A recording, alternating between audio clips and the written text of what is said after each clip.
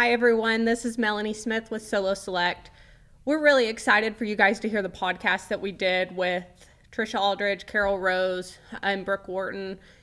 I think it gives a lot of great insight from three different people that are in three very different positions within the quarter horse industry and their opinions on how the 2-year rule affects them as breeders and the industry.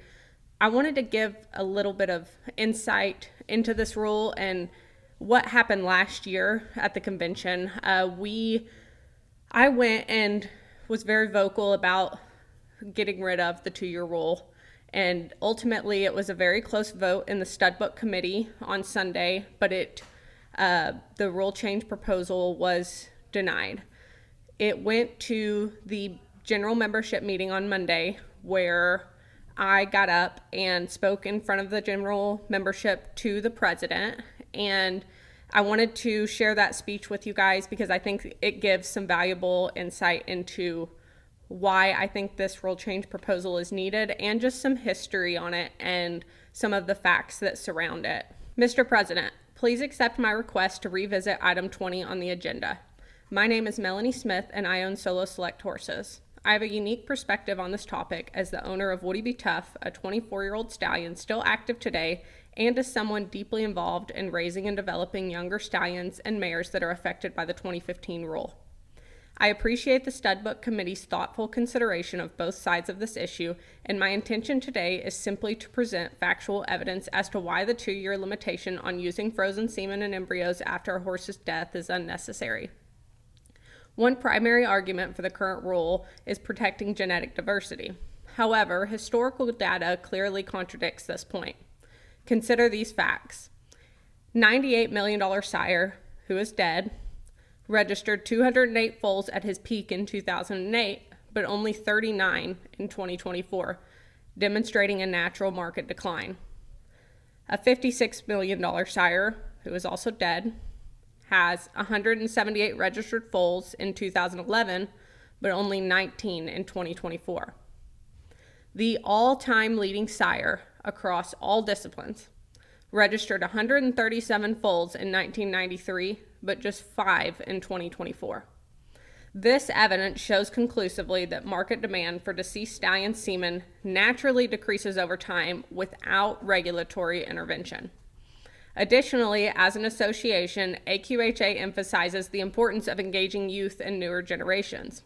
As a 32-year-old horsewoman dedicating my entire life to breeding, raising, and developing stallions, I am disappointed in the short-sightedness of this rule. Many members of the AQHA, and specifically the Stud Book Committee, have enjoyed careers without such restrictive rules on breeding management. Imagine then how it feels to younger breeders like me. We're encouraged to be active in AQHA to promote and develop exceptional breeding stock, yet we're simultaneously limited by arbitrary rules that weren't applied to previous generations. This restriction is discouraging and unfairly penalizes breeders who came after the rule was enacted, undermining the incentive to invest our time, our most valuable resource, into producing breeding stock that genuinely enhances our industry. Another argument suggests that the rule helps prevent cloning. However, cloning is an entirely separate issue already present in our industry. AQHA must urgently prioritize research and develop reliable methods to identify cloned horses. Only accurate identification and documentation can truly protect against the unintended consequences of cloning, not arbitrary rules about frozen semen and embryo usage. Moreover, there's another unintended consequence to consider: horses suffering from serious conditions such as severe laminitis, injuries, or other debilitating illnesses, which may unethically be kept alive longer solely to meet this arbitrary rule. This directly conflicts with AQHA's commitment to horse welfare. Additionally, supporters of the rule currently claim it fosters genetic diversity. Ironically, it achieves the opposite. By restricting access to proven stallions' genetics, breeders are forced towards fewer living stallions, narrowing, not expanding, the genetic pool. How many of us say we wish we could get that good old stuff back, the bone, the structure? Almost all of the committee members opposing this rule changes have stated that they don't want to go back in time. They want to move the breed forward. That's their prerogative, and I respect it. However, it shouldn't become a mandate forced onto all breeders. In my own breeding program, the ability to visit legendary sires such as Dog Style Ashok, Shining Spark, and Playgun is critical. These stallions provide essential outcrosses, supporting greater genetic diversity rather than limiting it. Finally, public feedback overwhelmingly opposes the current restriction. A tremendous number of breeders who have publicly weighed in, especially on social media, are against this rule. Unfortunately, most active breeders cannot attend this convention due to the peak breeding season. Their absence should not diminish the significance of their views. In conclusion, the evidence clearly indicates this rule neither achieves its stated goals nor aligns with the principles of a free market and animal welfare. I strongly urge the membership to amend this rule, extending the window for using frozen semen and embryos from 2 years to 20, preserving breeders' freedom and genuine genetic diversity. Thank you. So that was the speech that I gave last year to the AQHA general membership. And last year, the rule proposal that was on the table was extending it from 2 years to 20 years after death. This year, the rule proposal that I have submitted is different, and it is to completely delete the rule. The 2-year rule, it's not solving any of the problems it was originally intended to. And I think that's really what we're trying to get across is we're all aware that there's issues within the breed. There is popular sire syndrome. There are different genetic diseases coming up, things of that nature. And we understand that that is something that needs to be addressed. The 2-year rule doesn't address any of those. The research has showed us over the last year, the stats that have come up over the last year have clearly showed us that this rule does nothing to combat any of those issues. So that is what I really want people to understand. I want them to do their own research. I want you guys to listen to this podcast. I want you to go and read some of the studies that are out there and gather your own information. And maybe you disagree with us, and that's okay. But I think it's pretty obvious that this 2-year rule isn't doing anything to help us with genetic diversity. I think that there's a lot of other things contributing to that, and stallions that are dead are such an incredibly small fractional piece of that equation that they're having no bearing on that. All they're doing is, all this 2-year rule is really doing is encouraging people not to put the time and the sweat equity in to promote and raise great stallions and mares in today's age, because there's no payoff for it. And I'm not talking about a monetary payoff. I'm talking about a payoff of us getting to enjoy the genetics that we created. A lot of us are only going to get the chance to have one great horse in our lifetime. And all AQHA horsemen that have been in this, they know that. Most of the time, we're lucky if we get one really great one.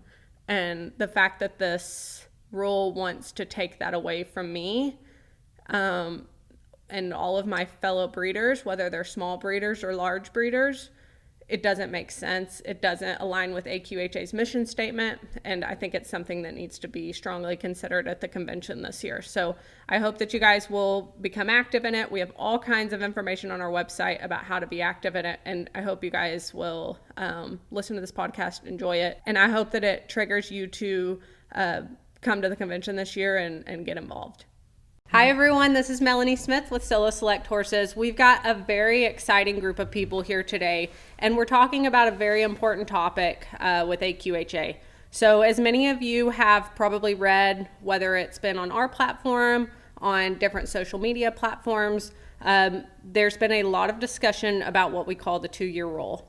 The 2-year rule was put in place in 2014, and it affects horses that were born in 2015 and later. So if you have a mare or stallion that was born in the year of 2015 or any time after, if those horses die or if a stallion is gelded, you can only use semen from those horses or eggs from those mares for 2 years. This is a rule that's been controversial for a lot of reasons. We've really only heard about it the last few years because that's when these horses that were a breeding age have started to die for different reasons, and people have just learned that all of a sudden their horses are not eligible to have babies that you can register. So obviously this has stirred up a lot of different controversy, and today our goal is really just to have some conversations with 3 people in here that are very, very involved in the quarter horse industry, and all 3 in very different ways.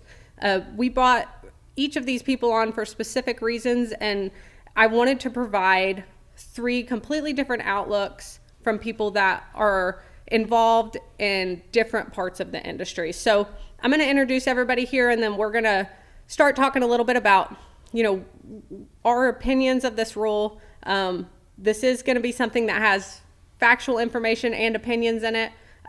I would encourage all of you to use the information from this, use the information that AQHA provides, read your rule book, all of those things. Reach out to your committee members and directors to chat with them, to come up with your own opinion of this. We're not here today to tell you that our opinion is the only right opinion. We're just here to discuss the facts and discuss how it affects all of us day to day, and we're doing that to provide information to people. So we're excited to get started here. I'm going to start with introductions. I'm going to start over here with Tricia Aldridge.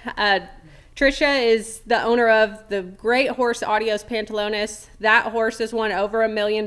We've all seen him this year. He's been consistent, absolutely phenomenal. They call him the Barbie horse. He is, if you could draw a perfect horse, he's what every little girl dreams of, with a 5-foot mane and a big old tail, and one of the greatest that we're ever going to get to see, I think. So we're honored to have her here and hear about her perspective on this as somebody that owns a stallion that truly does need to, in my opinion, have a genetic influence on this age of horses, because he's obviously been more than an outstanding individual. And so she is a very important horse to the mares that need to be bred today in the barrel horse world and the roped horse world.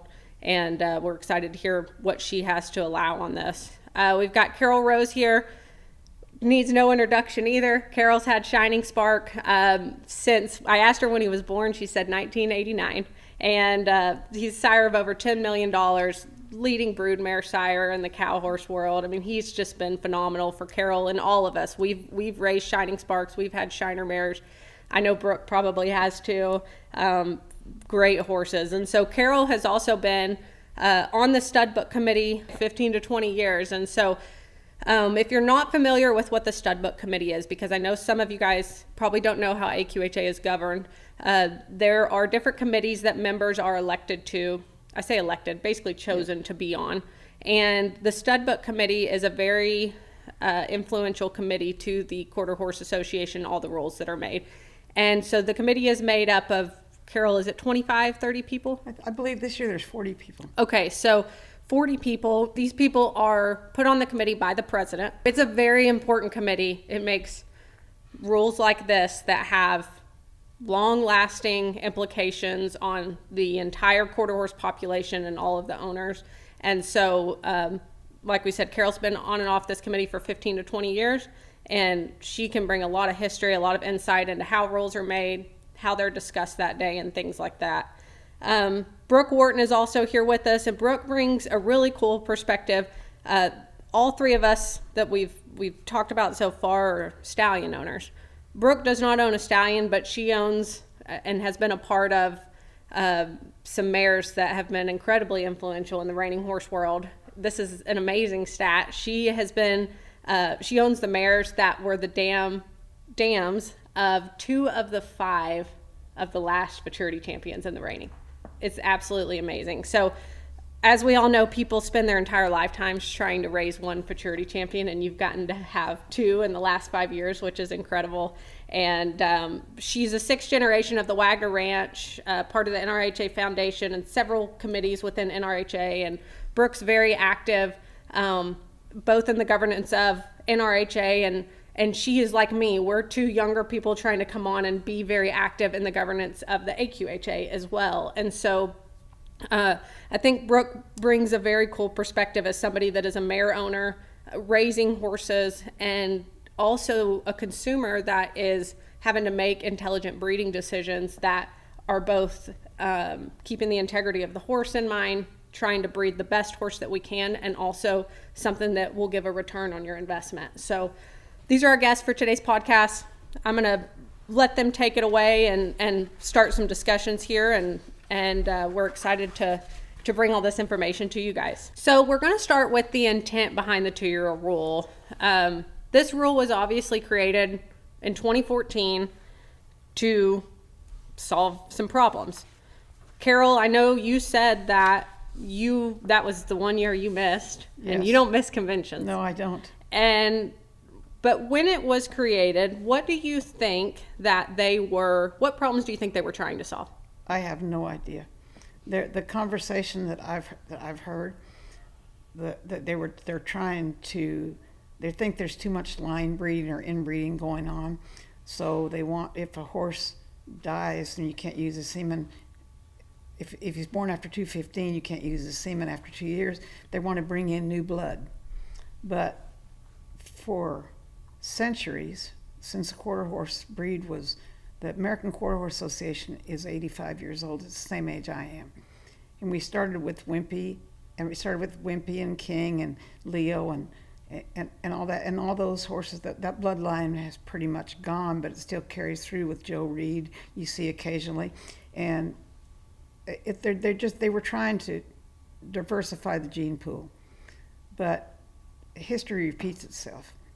And the last, in my opinion, the last horse, Doc Bar, was born in 1956, and he'd be 70 years old if he was alive today. And he and his sons, Doc Bar, Doc Alina, Smart Little Lena, and some of the other sons are in, I don't know the percentages, but so many of the pedigrees of our Western performance horses today. Mm-hmm. And they don't talk about him. The horse, they're worried about one horse in particular in this industry that has some wonderful sons, and they think there's too much they think they're being too much inbreeding. For me, I don't like this rule because I learned from, I was married to Matlock Rose, and he told me when we started breeding horses, we started an actual breeding farm in 1975. And he said, Carol, don't ever forget, you never know where that next world champion's coming from. And you don't know who's mare. And the mare doesn't have to have a big record to be a great producer. She might never have been in a horse trailer, might never have had shoes on. And that's been proven to me. So I don't like the rule, and I think if a stallion has testicles and a mare has reproductive parts and they have AQHA numbers, they should breed. Yeah. Tricia, do you think that most people today really understand why this rule exists, or do you think that the intent has been lost over time? I definitely think that the intent has been lost, just because I think the biggest thing it's going to stop is younger people like us trying to get into the industry. It's already expensive and time consuming, and it's like, what's the point of having this huge investment if you don't know where it's going to go? I mean, horses you never know how long you have. Yeah. Well, and I will tell you, the first thing that the people that are for keeping this rule in place will come back at you with is, well, you can insure that horse and you can get paid when they die. And my answer to them, and Carol, I know you know this, is my time is limited, and I might only get to raise one great horse in my lifetime. And Carol's raised a lot of great horses, but her greatest was Shining Spark. And so if my Shining Spark dies at 2 or 4 or 6 or, maybe it's 10, because I already know he's a great horse and the first babies are great, that insurance payout, I just assume catch it on fire on the way down the road. I don't care about the insurance payout. It's the horses that I am now being restricted by a governing association from raising. And when you look at the AQHA, when you look at its mission statement, one part of it is that they want to preserve the enjoyment of the horse. I mean, that feels opposite to me of that, right? Me or you or Brooke she raises this great stud. We have put our time into it, which is more valuable than our money, than whatever it is. We have spent our time and our efforts to create these horses. And when you really have a great one finally, and we've all raised average ones, when you get that great one, we all know how hard that is to raise. And you can't recreate it. If the insurance pays you, it doesn't matter. I'm not going to have another adios. You're not going to have another adios. The reality is the chances of you getting another adios in your lifetime are 1 in a billion. And adios is by Trace out of a Frenchman's Guy mare. Yeah. And I think you're starting to see a lot of different breeding really form barrel racing. It's very specialized at this time. But also AQHA has no hook in our industry. So, it's been a joke. Like everybody says, if something happens to Adios, it's like, I'll be riding grade fulls. It's not going to slow me down at all. Yeah. Because you breed and you raise horses and you learn all these skills so that you can have something like that. Well, I just cannot even fathom an association being like, well, now you can't breed him, even though we have this horse that has competed the last 2 years and stayed sound and has the bone and has the foot and he's throwing the qualities on foals that I'm looking for to win. 7-panel clean. Yep. I mean, everything clean. So it's hard to argue against that. Another thing that we'll hear him say is, well, we don't need to keep passing on genetic diseases. Well, unfortunately, the same number of herd carriers die every day as ones that are clean. So we're not actually reducing the number of horses that carry any genetic disease. We're just reducing the number of horses you can breed to, which is going to reduce the gene pool. And so, Brooke, from a welfare standpoint, what do you think that this rule was trying to safeguard, and do you think those same concerns still exist today? So, like you, I wasn't around when this rule was put in place as far as involvement with AQHA, but I do think that the rule was created with good intent. The idea of increasing genetic diversity, not limiting our gene pool. There is a lot of concern of overuse of influential stallions, and as breeders, we should care about that. These are important things, but when we look at the data, the rule just doesn't appear to support that intended goal. I mean, the question is not if line breeding exists. The question is, what do we do about it? How do we monitor the impact? And we as breeders should have the flexibility to do that. I mean, if you take out line breeding, you lose some really influential horses like Gunna Tricia, once in a blue moon. But then as an association, who is AQHA to say how much line breeding is or is not appropriate? Is there a certain percentage? Are we allowed to? I think we as breeders should be able to choose. And also, if you have a really well line bred horse, we can then introduce hybrid vigor by doing some outcrossing.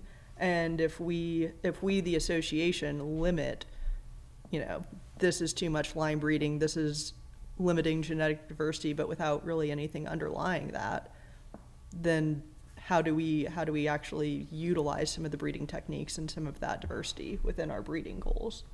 I'm not sure. So I think that's a perfect explanation of it. And I think one thing I've listening to the stud book committee discussions for, I guess, the last 3 or 4 years, I've been in almost the whole time. And one thing that I've heard from the welfare standpoint too, that I think is an important consideration, is we know there's some evil people in the horse world.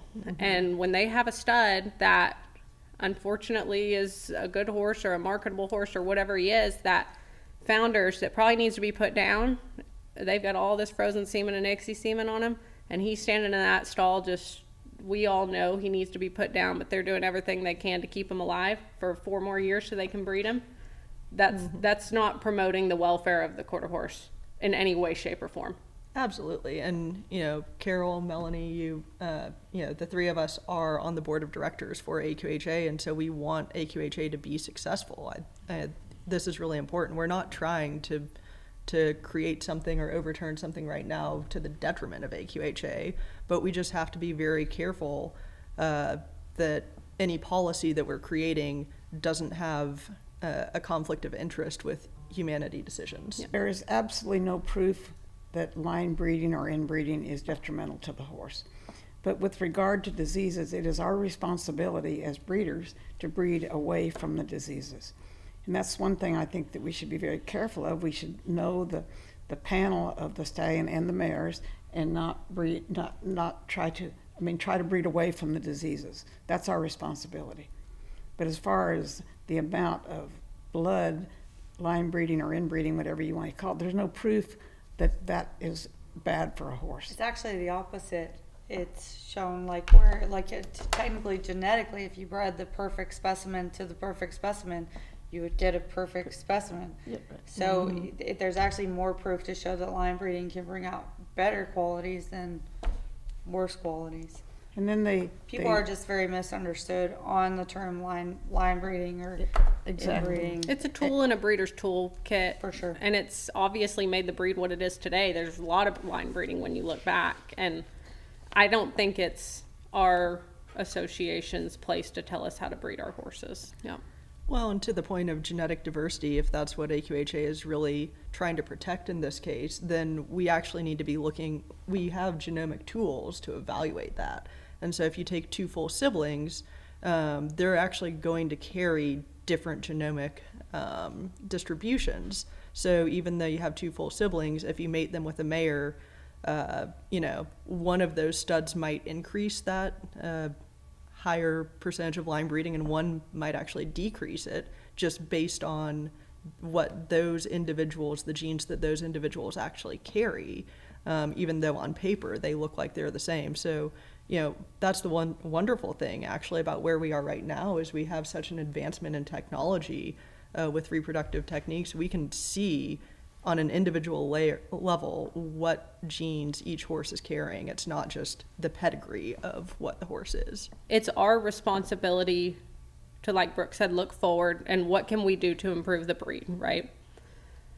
I guess my misunderstanding with some of this is why can't we provide as an association that data to the breeders and let them make their decision?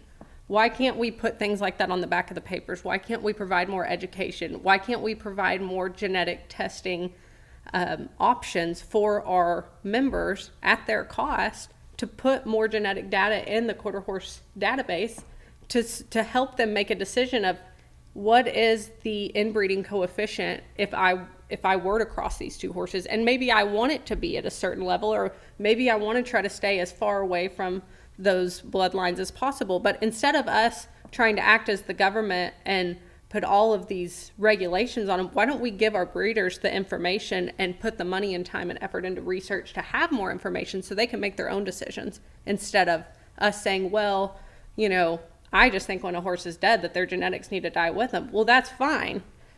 Then don't do that. That's your choice from a stud book committee member. You can make your own breeding choices, but I think we should all be able to make our own breeding choices, which for me is, I go back to Shining Spark a lot of times, right? So they effectively would like to get rid of that too. But how many highbrow cat mares have I bred to Shining Spark over the last 4 years? A lot, and they needed him. And that's the beauty of having choice too as breeders. Yes. You're not going to choose to breed a mare to the same stallion that I might choose to breed her to. And I have seen some incredible horses come from crosses that I thought were nice, but weren't what I would have picked. And look how they're influencing the industry now. I was wrong. Mm-hmm. That's fantastic. I see that all the time. I'm like, why would you make that cross? And I go back to that saying, you never know where that next champion is coming from. Nobody does. Yeah, you're right.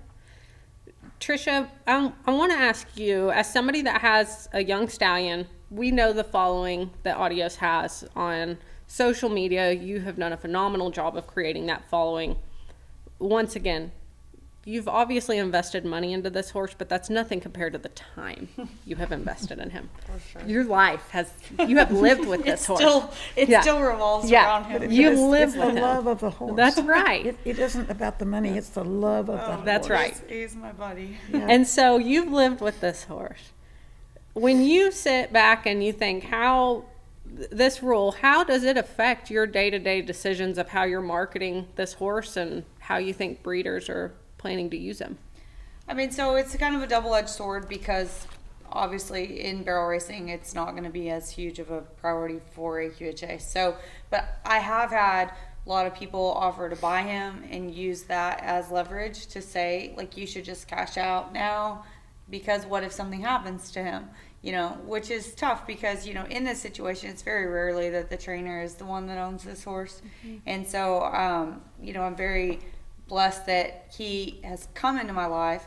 And then also, this is a stallion too that I really believe in, that I think checks all the boxes, like, soundness, mental, performance, literally the only box left for him to check is producing. Yeah. And, we just need a little more time. He's still 6. Yeah. So, but like on that, it's just such a tough deal because, obviously like I'm not going to sell him. So, to me, it is what it is. I think that Adios is a really good advocate for our sport. He's a really good mascot for this discussion just because he is so relevant in today's time. But I just feel like, if something, God forbid, were to happen to him, I didn't do this just so that AQHA can tell me that I can or can't breed to him, right? Like that's a horse that I really believe in, that I really believe can shape our industry going forward. So would that rule stop me from breeding him? Absolutely not. Like I would be the one to find some other association to register. They'll mouth them at futurities. There's just not enough AQHA influence in ours to outweigh what that horse can do for my breeding program. And at the end of the day, it's about the horses that I want to produce as an owner, as a trainer, as a jockey. How do I produce winning horses? And I believe he's how. So I would not stop. Yeah. It would not affect. It might affect how much I get for the stud fee. Yeah. But it would not stop me from moving forward with the breeding programs that I believe in. Yeah. And I always say social media isn't, those votes don't count, but I know I've read some of the things you've posted, and there's a large mass of people right behind it who are like, we don't care if we can register either. Yeah, we're breeding to them. But the barrel racing and really a good portion of the Western sports world is not as ingrained like our cuttings. We don't really do that much with AQHA with the cuttings. And so I don't want to see the association go that way where people think, oh, well, maybe we'll just, whether it's use an association out there or form. I don't want to see that happen. Yeah. AQHA has so many great things going for it and so many people and, Carol's generations and the generations between hers and all 3 of ours have spent their lifetimes promoting the association. So, as Brooke and I, as advocates of AQHA, we want to do things that we think are going to make that association thrive, Sure. and this is something that I think could be a bad choice for our membership. But ultimately, the membership needs to vote and decide on that too.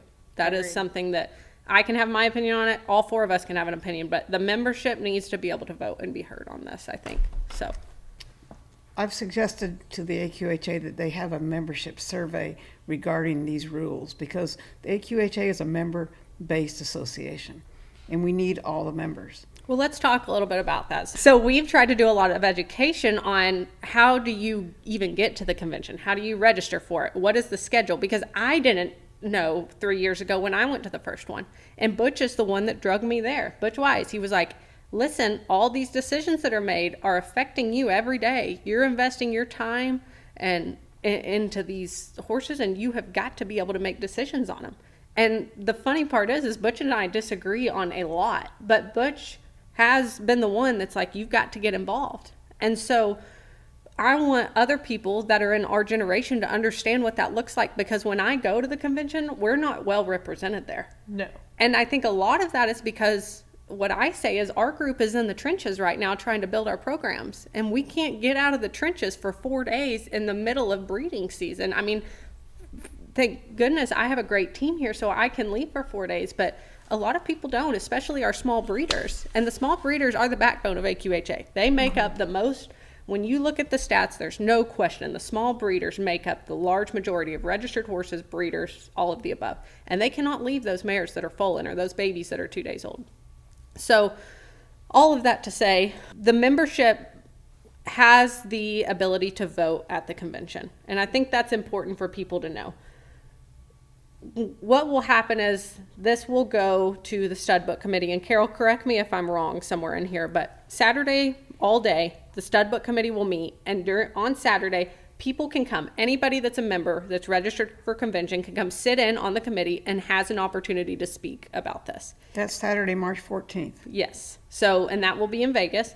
And they can come up, and they are encouraged to come up and talk and explain to the stud book committee why they think it should be the rule should be gone or it should stay, whatever their opinion is.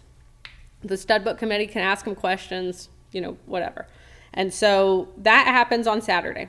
Sunday, they can come and sit in on the meeting, but they cannot get up and give their opinion or talk, right? Right. It's only discussion amongst the stud book committee members. So on Sunday, the stud book committee will vote and give a recommendation on every rule change proposal that comes through. Right. Correct. Okay. Monday, there is what's called the general membership meeting, Monday morning. If you are not on a committee as an AQHA member, you want to make sure you are at this membership meeting and you have a badge, you scan in, and that is where you are able to vote. That is the part where the membership gets to be heard. No matter whether this rule passes or fails, or I should say my rule change proposal, because I submitted it, which is to delete the rule, whether it passes or fails in there, either way, it's going to be contested during the general membership committee. No question asked. So ultimately, I think the stud book committee is going to get their say, but it's going to go to the membership that Monday. And that is where we've tried to get, I don't care what your vote is. I want you to show up because I want to know what the general membership thinks.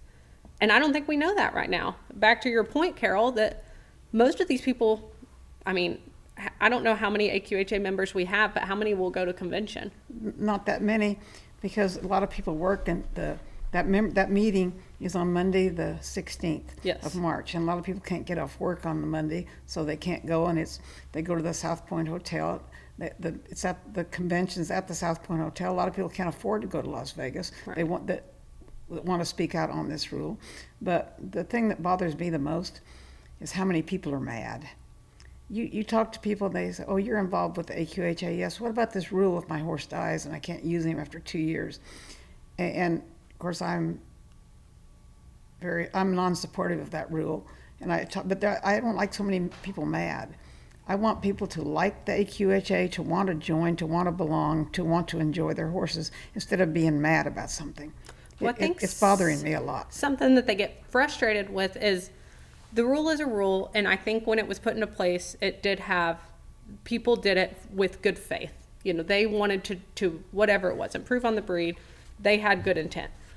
But I think something that really frustrates these people now is technology's changed, the industry's changed. We have so much more data in front of us now that we're seeing from the data that this rule really has nothing to do with genetic inbreeding at all. If we're going to have the inbreeding conversation, that has way more to do with stallions that are breeding 150 to 600 mares a year. That has a way bigger consequence on the inbreeding that these people are worried about. Regardless, as a member, if they don't show up, they get no way to voice their vote. And I know in NCHA, I don't know about NRHA, but in NCHA, they have a email voting system, and it's very secure, but I think they actually get a vote from their members. Right now, we're getting a small portion of members. That's why I suggested that we do a membership survey. The first technology that AQHA used was in 1980 when they started embryo transfer. And the last technology that we know of is in the mid-2000s, maybe 2015 or 16, where they have introduced ICSI. They started shipped semen in 1991. And then they started frozen semen in 2001, and they limited that to if a horse died, you could only use it till December of the death year. Then in the next year they opened it. In 2003 they opened it up with no restriction for frozen semen. In 2002 they started the multiple embryos where you could register more than one foal from a mare. And then in 2004 they elected to eliminate the white rule where any horse number to number can register. And we've put these rules in place, and everybody was very happy about the white rule. And then in 2014 they started this. There were no definite rules that affected breeding from 2004 till 2014 when they started. The rule became effective in 15 about horses that died, that if they were born in 2015 or later and they died, the rule we're talking about. And now they're coming up to the convention. They're going to put in more and more rules. And they're going to shoot themselves in the foot because, like we've discussed here, in the barrel racing, in the cutting, in the rein cow horse, in the reining, in the roping, we don't need to have an American quarter horse registered in order to compete. And there's so much money in those events right now. And it's the fastest growing segment of the quarter horse, this Western Performance.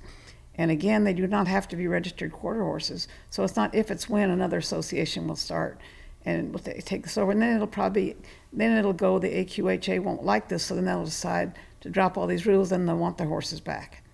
This is history repeating itself. No, absolutely. Brooke, from a mare and breeder's perspective, how do you think that this rule influences your decisions, long before your horses ever enter the futurity pen? That's something that, as a breeder, I would actually take very seriously. If you look at a promising young stallion, let's say Adios, and he passes away, and I'm looking at, do I breed to him or do I breed to an established stallion? There's the perception that maybe Tricia might not want to continue to pay the incentives on him. Maybe, there's all this added money now. There's continued marketing. There's a lot of things that go in behind the scenes for a stallion owner that may influence my decision as a mare owner on who to breed to. And so I actually think that this rule, it might be counterintuitive, but it makes me consider stallions that are currently established and are breeding a bunch of mares more strongly than wanting to test a young sire who may not get promoted after the sire himself passes away, if he were to pass away. So that's a risk that I'm taking as a breeder. What if that stallion passes away and there's no more promotion of him? What if his market value drops? And I'm trying to breed the best horse possible, but at the end of the day, this is a business for me. It's a business for all of us, and so there has to be an economic consideration behind that. And to what you guys have all said too, as far as whether or not this is what's going to happen down the road, I think that one of the biggest concerns is a structural concern for AQHA. The competitive landscape of our horse industry has changed. AQHA is no longer the sole place that one goes to promote a stallion. It used to be the World Show. That used to be such an influential place for, this is a world champion, we want to breed to that world champion. But now there are individual sporting associations with reining, cutting, cow horse, all the rodeo industries. We don't need to use AQHA anymore. And again, I'm saying this as a director for AQHA. I'm saying this as someone whose family has been involved with the association since its founding. I'm in my 30s. I intend to breed for the rest of my life, and I want AQHA to stay strong. But the value of a registered horse is only as good as its utility. And if AQHA removes the utility of having a registered horse, if I can produce a futurity champion that's not AQHA registered, but it can win the reining futurity, I'm going to go ahead and produce that. I hate to say it, but my goal is to produce champion horses. So I want the best genetics possible to do that. And if AQHA limits who I can breed to, it doesn't mean that I don't breed. It means that I don't register. That's a problem of attrition, and AQHA is going to become less and less relevant if we don't allow the genetics of our greatest horses to continue forward. Excellent. Absolutely. Excellently said. Thank you. You need to be president of AQHA. No, I do not. You're excellent. Brooke, you're excellent. At your age, oh my gosh. That's a great way to say it. Great way to say it. Thank you very much. The other thing that I think that we need to consider is that as board members, as AQHA members, we're talking about if this rule should stand or not. I do think this rule was put in place with very good intent. I believe that at the bottom of my heart. However, it is our duty as members and as board members to constantly evaluate whether or not the rules that we have are as effective as the intention behind them. Right now, I don't think that this rule is serving the purpose that it was intended for, and we need to have the courage as an association and as members to reevaluate whether or not it's effective. We spoke on it a little bit earlier, and I think it's very relevant at this point to bring it up again. one of the big reasons that this rule was put into place was to protect against cloning. And I have, I think they are very close, or possibly at the point that they can look at a foal and know if it's by a cloned horse. And so, and that is coming from very reliable sources that have been very involved in this. When we think of technology, I think in 2014, we weren't even close to that. They didn't even know how they were going to do it. You know, that they were just like, clones are going to be a problem and we're scared to death of them, and they should be. Sure. No questions. It's a scary thing.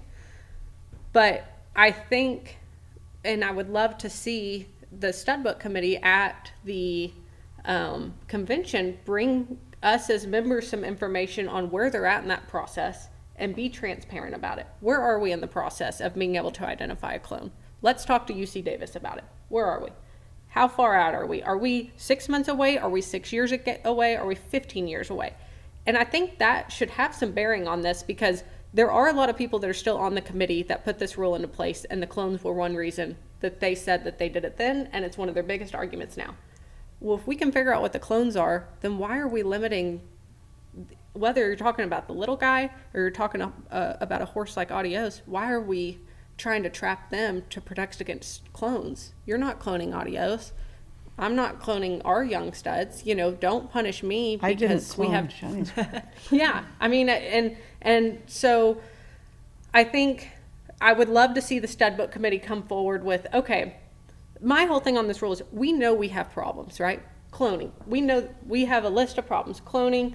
We have genetic diseases that I think have probably been around, and they say, oh, well, we keep seeing more genetic diseases. Well, in all livestock. The technology has come up. You know, we didn't test for them before. We didn't know they had all kinds of genetic diseases before, and yes, occasionally we're going to have some that come to fruition, whether we're breeding horses that are inbred or not. And there's, you know, they bring a new genetic disease almost every year to the stud book committee. There's one this year. There's one this year, and it's not connected to horses that died 2 years ago or are inbred. It just happens. That's just part of genetics. And so, you know, let's look at what our problems are in the stud book committee, and then let's figure out how we can fix those, but not pull the reins up on these people that are investing in these horses. I just don't think that's fair. Investing in AQHA. I mean, you have Adios, and I have several young studs, and I've got both young studs and studs that are grandfathered into this. So I can live with either way it goes, but we're breeding a lot of mares to try to make sure we promote those studs. And so we're part of the numbers that help the revenue of AQHA, and we want to continue to do that. I know I do. I know you do. I know you do. Carol, I know you don't breed mares anymore, but if you were our age, you'd be in the same boat. But one thing we haven't talked about is the popular sire syndrome. And this is something that they gave us some stats the other day in a meeting we had, and 7-point-something% of the quarter horses are breeding 40% of the mares. In the thoroughbred industry, this is a statistic that we got a couple of days ago, 5.7% of all thoroughbred stallions are breeding 41% of the mares. And it's called the popular sire syndrome, and that's not going to go away. And to be clear, in the thoroughbred world, there's no ship semen, there's no ICSI. It's a live cover only. Live cover no only. Embryo transfer. No, I'll let you keep going. I just want to make sure they know that. Thank you brought that There's up. a lot of restriction in the thoroughbred world. But the point is, it's the popular sire syndrome. And a horse is popular if he's winning. If he's like Adios is going to be a very, very popular sire simply because he's a great horse. And he'll have great sons and great daughters. And you don't, it's always, many years ago when we started breeding farm, a gentleman called me and said, Mrs. Rose, does Pepe San have better sons or daughters? And I thought that was what a stupid question. And I wish I knew that man now and could call him and tell him Pepe San has superior daughters than sons, but I didn't know that at the time because I had no idea. We were just starting, and I didn't have anybody before me tell me anything. But we do have a popular sire syndrome, and that's not going to go away. And we just have to, the marketplace is going to determine which stallions they want to breed to and for how long they want to use them. The marketplace strictly is going to determine, and I don't think we as a committee or we as an association should let the marketplace determine what's going on. Well, and it's proven that the marketplace weeds those horses out as they Yes. die. It's not like we're breeding, those horses are taking over the world. Even if they don't die, Yeah. a horse can be a very good performance horse and not be a good sire. Based on your experience, how do you think that responsible breeders, and to be clear, I think we're going to have responsible breeders and irresponsible breeders no matter what rules we put into place here. But how do you think that responsible horsemen are already self-regulating this whole situation without the need for these rigid rules? I think the sports themselves and the soundness of the horses already regulate that irresponsibility. So many of us are breeding for soundness, for positive traits in our horses. It doesn't matter if they're competing or they're ranch horses. If we push them too fast, we can shorten their careers. The market is always going to punish unsoundness in a horse. And, I think that any breeding program that's built on fragile genetics is not going to last. We're looking at the long-term soundness and development of our horses, and I don't mean long-term even within a horse's career. I mean multiple generations of that horse. So we already have those regulations anyway. One of the things that does concern me a little bit about this rule is as a breeder and in the way that we self-regulate, one thing that we want to do is not flood the market. So we don't want to have 10, 20, 30 of the same cross born every year, because the market's not going to sustain that. But right now, the way this rule is set up, if you have frozen embryos, me as a mare owner, if my mare dies or if the stallion dies and the embryos are sired by one of these stallions that was born after 2015, all of a sudden I'm either forced to flood the market with a stockpile of frozen embryos, and that's not good, or I can't utilize them, or I don't register them. ICSI. Exactly. And I think it also hurts smaller breeders. So I would say you or I in this conversation more than you guys, because you have so many stallions. It's like, okay, well, if you take one of them out, or Yeah. you're going to make up the market another way. Whereas for me, I'm like, I got all my eggs in the one Easter basket. Yeah. If you have a mare or two mares that have produced those winners, that's something that's your legacy, your breeding program. You're going to want to continue with what you have. You put the money behind it to freeze embryos or to do whatever. That mare is not replaceable to you. You might have 32 of them standing around that are great producers. It's going to hurt the small people significantly more than Absolutely. the big breeders. Absolutely, I agree. There's no question this rule hurts the small breeders worse than it hurts anybody else in this entire industry. No question. And this is my big concern is the small breeder, because the small breeder makes the big breeder. And through my years, the main stallions I had were Zampar Bar and Shining Spark, and the small breeder is what made them. The person with one mare, and it develops a stallion. It develops a stallion, and with the new rules, with using ICSI and having multiple embryos, there's that they can. We don't know how long they can remain frozen because it's such a new thing, but people should be able to use them as long as they wish to. And one of the other things with self-regulation too, we're in 2026. We have so many advanced technologies. What an opportunity. We've never had this before. Why aren't we utilizing this? Why aren't we celebrating and leveraging the advancement in being able to look at the genetic diversity? We can look at the heterozygosity of individual horses. We can look at a lot of that as embryos before we ever put them in. Exactly. We can test the genetic, and that's just going to get more and more reasonable. We can test them and make sure they're genetically clean, and we can try and genetically get the traits that we want for the embryos we're going to put in. And like you say, that's what an opportunity. And it's just going to get more effective and better every year. And we have such great partners with UC Davis already. Let's utilize them. Yes, and that is a great tool for self-regulation that we should and could be using. Yeah. This is this is an opportunity for us. Let's use it as that. Yeah. I was pulling up on here. It reminded me when you were talking about your horse.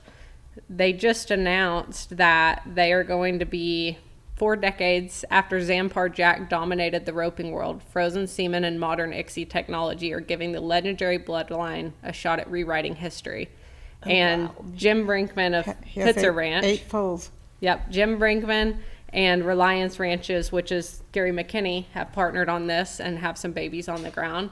And how cool is that to have that opportunity, like you said, with that hybrid vigor, to bring something like that back into play on these modern bloodlines. And that, what a great tool. And that's a tool we're losing right now. You know, we are going to have it on these older horses like Woody or Shining Spark, unless they take that away, which they're talking about trying to do. It's on the rule proposals this year. And I hate to see that. And it has nothing to do with me wanting to sell breedings on Woody, or it has to do with this right here. You being able to go back and dig into those good old genetics and bring them back up. We've bred a Freckles Playboy, Playgun, Shining Spark, all of those Smart Chickalina, and brought them back in on these metallic mares and Stevie mares. And I think it's a cool way to combine those older genetics and bring them back in. Zampar Jack was born in 1979. I think he'll be good on the 2015 roll. But you know, but it's I mean, it's awesome. It's awesome that That's we can so bring cool. if we can bring those back. So bring some of that back. And why wouldn't we? You know, this association is 85 years old. I went to college. I started in 1959, and I went to Cal Poly. It was the 3rd year they allowed women, and my major was ag business, but it was a brand new major that year, so I took most of my electives in animal science. And there was so much talk at that time in the quarter horse industry to get rid of 3 bars. We want to get rid of the 3 bars blood in the quarter horse. It was rampant talk, and this is in the early 60s. I did my senior thesis on the influence of the 3 bars on the quarter horse, how beneficial it is. And you know, I got a straight A on it and loved it. I wish I could remember it. I don't remember any part of it. But the point I'm making, 3 bars was by a horse called Lightning Bar. Lightning Bar is a sire of Doc Bar. And again, how influential Doc Bar has been in the performance horse industry. How great 3 bars was for the quarter horse, instead of trying to get rid of the breed. Mm-hmm. So, I mean, this was going on for years. And so my opinion is that we don't limit horses. That's the only way we're going to get an outcross, is to allow new horses to come in. And we don't know where that new horse is coming from. Nobody does. And it bothers me a lot for us as an association to try to govern what stallions can breed, what mares can produce. It doesn't allow free trade. Absolutely. And it just, I don't know how to say it, but it just bothers me. You take it from there. I'd say every breeder is going to prioritize slightly different traits, and that's Yes. one of the strengths of the diversity of breeding thought, Right. is that, you know, the diversity of opinion is going to inherently expand the breed. That's great. I think it's important too to remember that in any other species, so whether you breed goats or cows or pigs, it doesn't matter. They all allow for you to bring back in those old genetics. So it's really important to be able to bring that forward in certain instances. Yeah, I agree with Absolutely. that totally.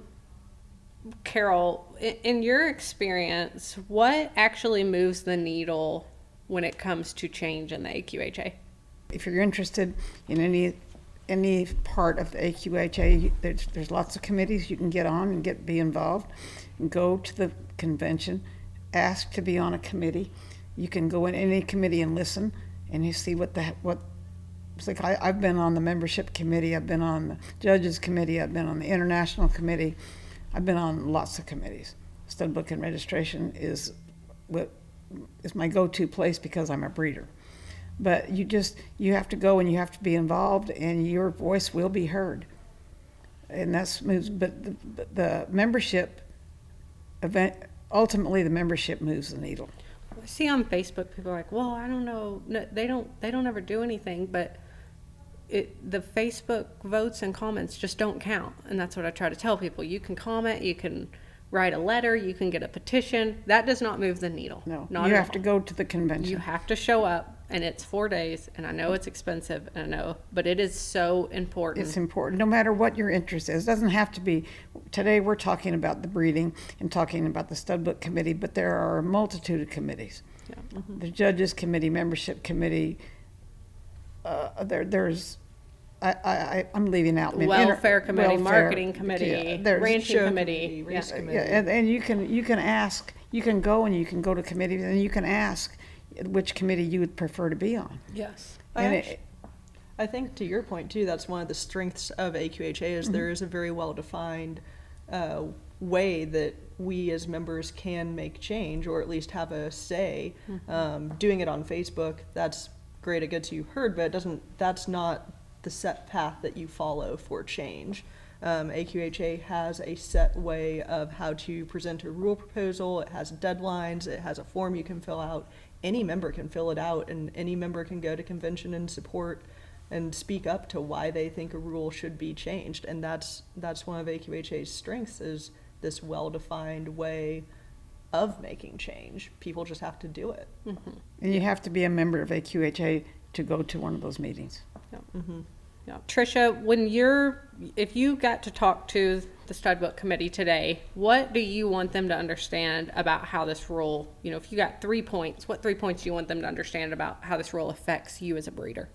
I think the biggest thing is that you are discouraging people to get into it, to get into breeding, to put the time and effort into promoting stallions. It's not worth it for everyone to put all their time into something when it could be taken away very easily. As far as, my own personal breeding program, I would be worried that the long term would be detrimental to AQHA as far as somebody somewhere it's going to happen and then they're going to start something different, and especially if AQHA really looks at the horses now. I mean, the different sports could be different breeds at this point. I mean, it has already gone that It's just far. so specialized. Yeah, so I would say that it's, they're leaving themselves open when they're already pushing on the Western performance sports. I would just like to see something where they are actually listening to their members, because it is hard when not everyone is going to be able to go to convention. Last year I got stuck because it was on the semifinals at Austin. I can't skip the semifinals to go to the dang, convention. And also it being in breeding season, which I'm sure is by design. But how hard is it to leave during breeding season? You have to have a full staff at home to be able to get out of here. So I mean, we all want to see AQHA be the gold standard. We want to see them, we want to see them encourage people to want to be involved. And I feel like a little bit I think it's just a little bit of butting heads on the new people coming in and the older people that have been there. And it's, not everybody is going to have that view or to know what it actually takes today to get a stallion to that level. And on your point on small breeders, one thing I think is important for us to tell people, because even though, Tricia, I don't know how many mares you breed a year. I don't know if it's 2 or 20 or 200 yourself. I don't know. But, people wouldn't probably look at you as a small breeder. You have this great horse, right? So they think in their mind, you're breeding 50 mares a year of your own, plus everybody else's, like right? 4. Yeah. So they don't, I'm just saying, in most people's minds, they're not going to call you yeah. a small breeder. Yeah. But it's all relative, and there are a lot of small breeders. And my definition of a small breeder is somebody that has their one stud and maybe their 2 to 10 to 15 mares at home, and maybe they breed some mares around regionally. Those are the people that we're cutting out of this, because those people, why would you encourage your son or daughter to raise this stud, put the investment of the time in it, send it to training, prove it? It dies, and then you're starting all over again? I mean, that took a whole generation for them sometimes. And so you think of me and you as a breeder, and Brooke and Carol, we've all bred at probably a pretty decent size scale. But these people that are the backbone of the industry, I think they're going to think twice before they raise those studs. It's just the initial investment of, so I mean, I've done consulting calls where people want to take out, a second mortgage on their house to buy a stallion. For sure. And I'm like, just the initial investment it takes to even just purchase a quality stallion is huge, to have the risk of it being taken away. Also, to be a breeder, you don't have to own a stallion. You can just have a little herd of mares. Yep. And exactly. just have a little herd of mares, and you have some frozen embryos and your mare dies and you can't use them. Yet, like Brooke said, you have to flood the market with those babies, because you're not going to be able to register them after 2 years. Yeah. So my feeling is, you and I talked a lot about the rule, and you made the motion to eliminate this rule. And I've said all along, I want them to be able to register a mare to a stallion if they both have a number, and let the marketplace determine. Already decides. It's going, we see it in the stats. It's no question. The marketplace handles it. There should be no regulation on it. To close, I think this is a really good place to close. Brooke, I would like you to talk a little bit about, this change is going to be discussed. What principles, as breeders, as promoters of the American Quarter Horse, do we never need to compromise when we're thinking about this rule change? To me, first and foremost, horse welfare it always has to come first. We can never compromise horse welfare. And the policies that we create as the AQHA, they can't create incentives where it compromises humane decision making about our horses. That alone is something that we always have to put first and foremost. I really think that we actually should be leaning in as far as, we talk about principles that we don't want to compromise, but we have science, we have all this new technology. What a wonderful opportunity for us. And I think the rules that we write should take into consideration the science and the advancements, and use them as a tool. I totally agree. And I think the one thing I would love to see the AQHA do better, and we're on the board, so I'm going to try to promote this, or we're board of directors, I guess I should say, is really trying to do a better job of educating our members and getting these stats out there for them. Because I think that AQHA is trying to safeguard some of these stats, but we need them as breeders. We need to know. I can't call in right now and say, hey, how many mares are on the breeding report from this year? If you knew how many mares were on a stallion's breeding report, it would have a big effect on that popular sire syndrome. Because if you knew that horse bred 450 mares the year before, you're going to think twice before you go and spend a bunch of money on a stud fee, because there's about to be a bunch of those things on the ground. So when we talk about how can we have popular sire syndrome, and I do think that's one of the biggest things that they were trying to accomplish with this rule that I think it just didn't pan out to take care of. Why don't we put it out there when these horses, at the end of the year, here's the breeding report data, just like we can see registered foals. I don't understand why that's a secret. Let me know how many mares they bred. It would make me think twice on what I'm going to breed to for that year. Well, and within other industries too, you look at the thoroughbred industry, that is all public data. Yes. And it's not anything that is giving anybody's private information out. It has no privacy concerns. It's just gatekeeping some information that I think that we as breeders need to have in front of us to make more informed decisions. And then I think that AQHA also needs to set aside the funds, whether it's through a foundation, whether we put a committee together that raises these funds, which I would be happy to try and do, to raise the funds we need to support UC Davis and whatever research is necessary to give breeders information. With whatever, every 60 to 90 days we get something from UC Davis that says, hey, this is what we're doing, to the AQHA membership. This is what we're doing. This is why we're doing it. Here's our goal. In a year, we want to have these kind of stats for you guys. In 2 years, we hope to have this kind of testing available to you. In 3 years, we hope that this testing is so rock solid that it gets printed on the back of every AQHA set of AQHA papers, or you can pull a DNA report off the internet for yourself to help yourself make those breeding decisions. Or, hey, we being this committee that maybe comes together one day, we have created this technology that you can go plug in a mare and a sire and get all kinds of genetic information from these. Let's get it down to a science. And I think instead of trying to pull the reins up and put a big bridle in everybody's mouth and say, hey, we're gonna, hey, we're the stud buck committee and we're gonna pull on you guys all day, give them the information and let the breeders and let the market decide. That's how I think it needs to go, my opinion. I'm so agreement with you, but there's one concern, one huge question I have.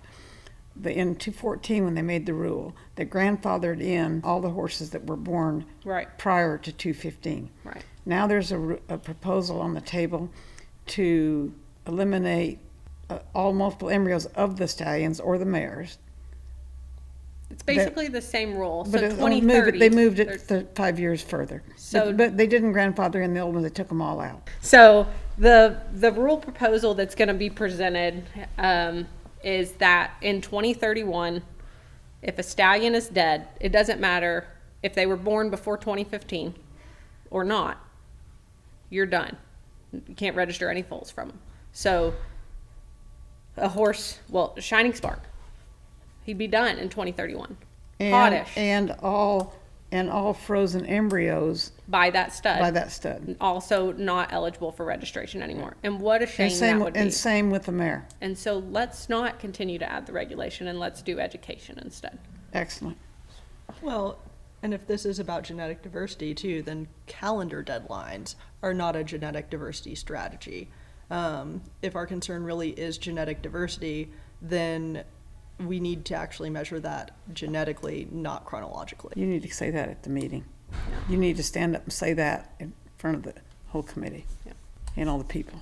Yeah. Melanie, I don't know how many people know this, but last year at the annual convention, they talked, as happens every year, they talked about the stud book and registration committee got up and said, okay, we're not going to allow this rule to be overturned.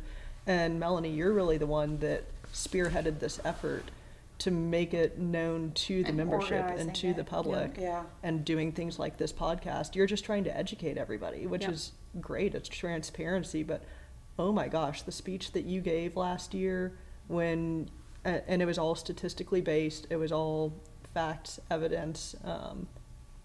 I was blown away. You gave such a good presentation, and so as a breeder, thank you for doing this. Thank you for taking this so seriously. Sure. And for trying to organize us and the membership to make an impactful change on the association. Absolutely. Well, my goal with this has not been to sway somebody necessarily. It's really been, to educate people. I want them to listen to this. I want everybody that's listening to this, take everything we say with a grain of salt and you make your own decision. It's a membership organization, and my goal this year is that the membership is represented appropriately. I believe. I so believe in that. I believe that the membership, if it could be truly represented appropriately and everybody got a vote, that this would get deleted it would be a runaway. I believe. It's no doubt. There's too many mad people. Well, and I think at the end of the day, it's like, if nothing else, it should just be the same for everyone. Yeah. I mean, that's all we're asking. Right. Well, and I think, agree. It should be just, if you own a stallion and if you own a mare and it's registered with the AQHA, you can breed it. Yeah. And I think we've shown thoroughbred, there's so much science on thoroughbreds, and they've shown us that making stricter breeding regulations, because they're as strict as anybody in the world, has not helped with the inbreeding at all. Can I say this is a fact? In the thoroughbred industry, there's a horse called Northern Dancer. This is a statistic that's a fact. He is in 97% of all thoroughbred stallions and mares. Yeah. Wow. Like it or not like it. This is a stat that they have with the thoroughbreds. Northern Dancer is in 97% of all thoroughbred stallions and mares. And I think it's just scary, when you talk about line breeding or something like that, because a lot of times people are really only looking at the first few generations, but even if you have something that's on the papers, it still might end up being 1/32 related. So it's still very small, even though a lot of people assume it's a big chunk and you're going to have like a Frankenstein, you know. But look at where line breeding has got us too. I mean, thoughtful, Some of the responsible best- breeding. Some of the has got best us crosses. Adios Pantalones. Yeah. And I'm sorry, Adios is probably not going to go win the reining futurity, and that's okay because my reining horse is not going to go make it to NFR, and that's a great thing. Yeah. But you don't know if somebody bred a mare Right. that happened to have the genetics to have the talent to be a reiner crossed on Adios could go win the reining futurity. Absolutely. And No one knows where that cross is going to be, and no one knows where that champion. So let us make the decisions we want to make. As the owner of Adios, we've had some really random people breed to him. So like we've had one big breeder, I won't mention her name, but she's breeding to him for a snaffle bit prospect. Sure. I love that. You know, I love it. It's a lot of possible. the big racehorse farms have bred the Ropers big time on him, and I mean, and even Matt Mills says like very small, minimal conformation changes, and he would be exactly what they looked for a reiner. Oh my gosh. So it's really cool to see a stallion that could have influence in even other disciplines too, as a predominantly race-bred horse. Hey, Adios could be the outcross we're looking for. Yeah. We don't know that, but it's very possible. And we need his blood. We won't know for several generations. If something should happen to him, unless you had a lot of frozen semen and we could continue to use it, we wouldn't know. He could be the outcross we're looking for. If let's say something happened to him today, by the time we knew he was great, all that semen could potentially be destroyed. You know. Right. And how did we get to Adios in the first place? I've had the opportunity to see him in person. He is incredible. We line bred. That's how we got there. This isn't a bad thing. But this could be exactly, we've been talking about needing an outcross, needing something different. There's a perfect horse that might be the outcross. He might be the outcross we need for the next 50 years. Because, you know, and you're giving him the chance, you're breeding him, and he's totally different than the other things we have, and here we go. This is he is the most perfect example of why this rule needs to not be enforced. Yep. There's a lot of great young studs and but this is in their he's right here in this respective room. disciplines, and let's not close those down because we don't know if that horse is the next Dash to Fame. Yeah, Yep. 10 years from now, he could have something that But he might be, but he might be. Yeah. I want to use Doc Barr as an example. I met Doc Barr when he was 3 years old. I'm from California. He was Charlie Araujo brought him in from Arizona, very close to where I lived. We saw him. He showed him at halter. Doc Barr looked like a bulky, heavy-bodied Arabian. I mean, there's no way you would look at him and breed to him today. He was gorgeous, had 4 little white feet and a blazed face, and just kind of a round hip and not the most beautiful head, decent neck. He wasn't very deep-bodied. He was just a heavy-bodied Arabian, and he took the country by storm. And he's great breeding horse, great genetics, and look what he's done to our breed. But to look at him today, you wouldn't breed to him. But he was an outcross. He came in. I mean, he was a grandson of 3 bars, and they were trying to get rid of 3 bars. And here you have a horse that's very athletic, that can run, obviously can stop, obviously he's a good thinker, and he's got all the traits to make a great breeding horse. Because when a horse, to me, when a horse can continue to compete over and over and over again and do the same thing and do it well, he's got to have a great mind. And he obviously has the athletic ability. And then the pedigree takes care of itself, because he doesn't know how he's bred, but he knows he can think, and you know he can think, and you know he has the stamina and the heart and the guts to do the job over and over, so he's going to put that on his colts. And I'm a strong believer in that. I really think it's important to emphasize we are all pro AQHA here. And if we want to make sure that AQHA remains the strongest and most relevant breed association in the world, we need to make sure that registration feels like an asset, not a constraint. Perfect. I appreciate all 3 of you taking the time all of y'all are very busy. Thank you for coming in. I think this is a really important conversation. I'm hopeful that it gives some insight to people, especially that won't be able to attend the convention and hear some of this discussion back and forth. Of course, in this conversation, you're hearing 4 people that are for getting rid of the rule. Pick the phone up and call your directors and ask them what they're for or against, and get the alternative opinion too. We want everybody to have both sides of it, and really understand what's being laid out in front of them. So if anybody has any questions about how to attend the convention, we have a full, and we'll link it in both the podcast episode description and on YouTube. It'll be on our website. We have a full description of how you get registered for the convention, how you book a room, what days you need to be there, what happens every day. Everything is on there.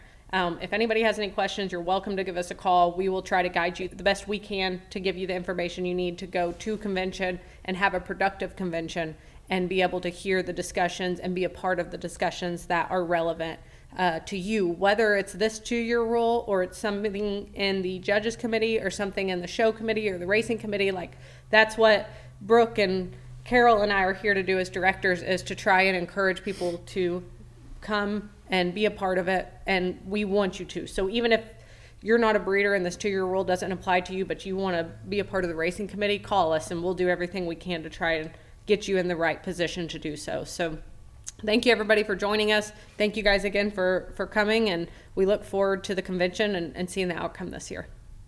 Thank you, Melanie. Thank you, Melanie. Okay. Yeah. Thank you. It was excellent.